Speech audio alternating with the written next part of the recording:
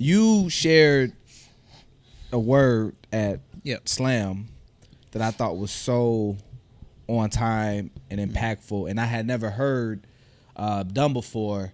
I'm gonna let you explain it. What was the heart behind that for the kids that we serve, and why did you go in that direction? Yeah, it was Black, Beautiful, and Biblical. Black, Beautiful, and Biblical. And I was asked to talk to Slam, which is predominantly black students, about our place in the Bible and our place in human history as Black people and God's plan for us. And I think that often we have seen images that don't reflect us when they probably should in a lot of spaces when you think about where people lived at. Yeah, at least have a racial ambiguous Jesus or something. For sure. Just don't have blind hair, black. Right. That's right. Yeah. But I think we just don't have even a context. Even when I think about like my hip hop culture, right? That's one that I have thought deep about because for a long time I didn't really think about hip hop as a culture. I knew it was, but I didn't know it was, if that makes sense. Like when you think about our hip hop culture, the music we speak, the slang or vernacular of our community, where it's prevalent, our clothing, right? Our just our whole swag is a whole culture. Yeah. And what the difference between a culture and music is music fades away and then a new genre takes it over or it just disappears or dissipates. But when you think about hip hop culture, yes, the music is backed up a little bit, but it ain't went nowhere. No. But when you think about the culture of hip hop, that ain't went nowhere. Like there's still slang, right? Like I can speak a sentence to you and it's like another language. There's still now that they got whole websites and hip hop urban dictionaries. Yeah. But like just realizing that. Wait, really quick. Sure. Have you heard of the Gen Z Bible?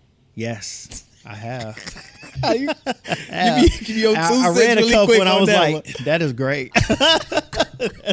I mean, I'm all for it if someone can teach it well, teach God's word well, and make sure that people are, it's not just making Jesus a fad, but if he becomes central to the heart, I'm all with it. Hey, that's good. Yeah, I remember I rapped at church. I was about, I think I was about 20, and Pastor Dan was the pastor before my pastor that I attended church under, and Pastor Dan was in like his 70s. He went to Moody, and so did the pastor that I was under went to Moody as well.